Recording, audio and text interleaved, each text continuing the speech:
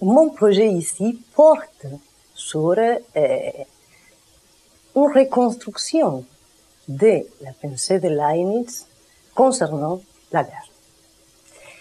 Et la guerre compris comme un problème philosophique, c'est-à-dire, on va dire plutôt, les problèmes de la justification de la guerre. Et alors, on peut se demander pourquoi cette recherche sur Leibniz, ou pourquoi cette recherche plutôt qu'une autre recherche. Et je crois qu'il y a des problèmes qui continuent à être les mêmes pour tous nous, bien que la réponse tout au long de l'histoire change. Et je crois que c'est ça justement l'une des questions à considérer. Pourquoi?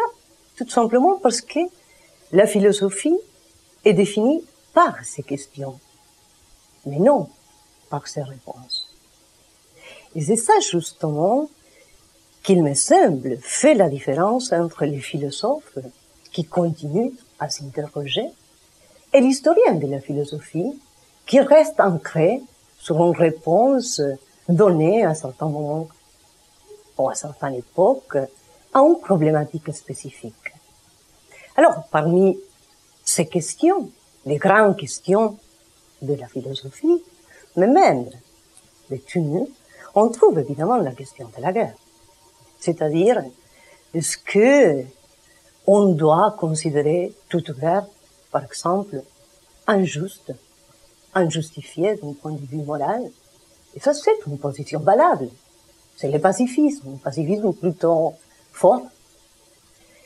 Ou est-ce que, on peut se demander, ou est-ce qu'il faut considérer toute guerre comme justifiée, comme juste, en tant qu'exercice du droit du plus puissant?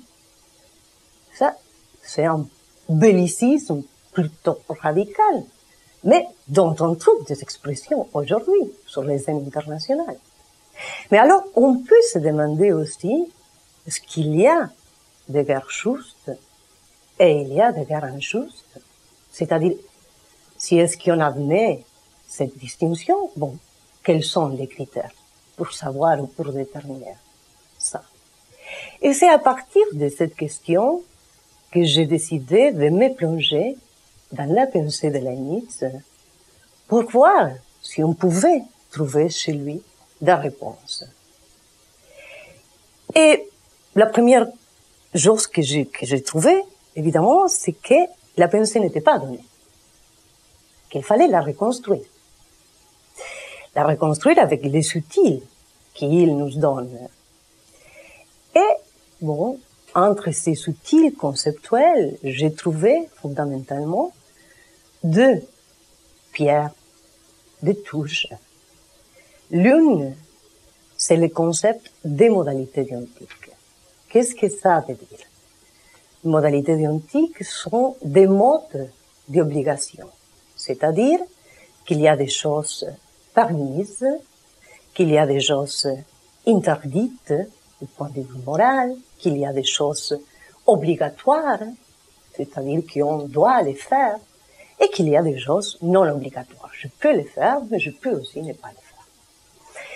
Mais il y a aussi un autre pierre de touche, que c'est la question du droit et du droit naturel. Qu'est-ce que ça veut dire, le droit naturel? Bon, c'est l'essence de la justice qui est fondée sur la nature de la raison. C'est-à-dire que tout être raisonnable a, en principe, des intuitions morales pour savoir s'il a bien agi ou mal agi. Alors, à partir de ces deux axes, j'ai essayé d'appliquer un schéma conceptuel à la question de la guerre. Évidemment, cela, d'avant, n'était pas défini. C'est-à-dire, je ne savais pas ce que je trouverais à partir de l'application de ces principes rationnels de Leibniz à la question de la guerre. Et, pour ma surprise, ou plus ou moins étonnée, j'ai trouvé que les critères résultants, ce sont des critères trop restrictifs. trop restrictive.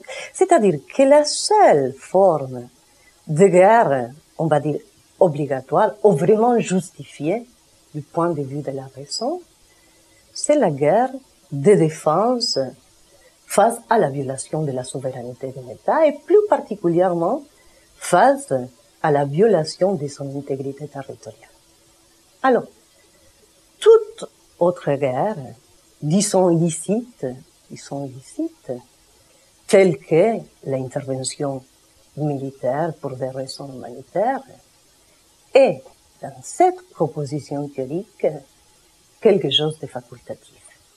C'est-à-dire que la communauté internationale a le droit d'agir, mais n'est pas obligée d'agir. C'est-à-dire, il y a aussi à la fois un droit à réagir face à des crimes commis, mais il y a aussi un droit d'indifférence.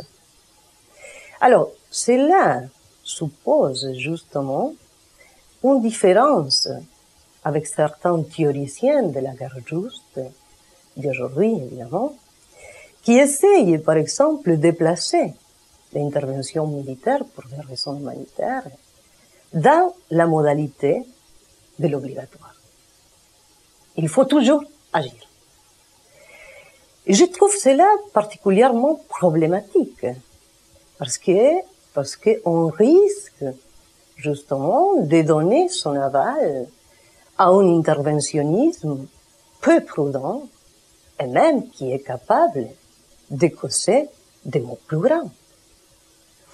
Alors, qu'est-ce que j'ai appris à partir du fait de raisonner avec les principes de l'ainisme, mais au sens plus large, à partir des principes rationnels ou bien fondés sur la raison, que justement, parler de la guerre est plutôt parler de la paix.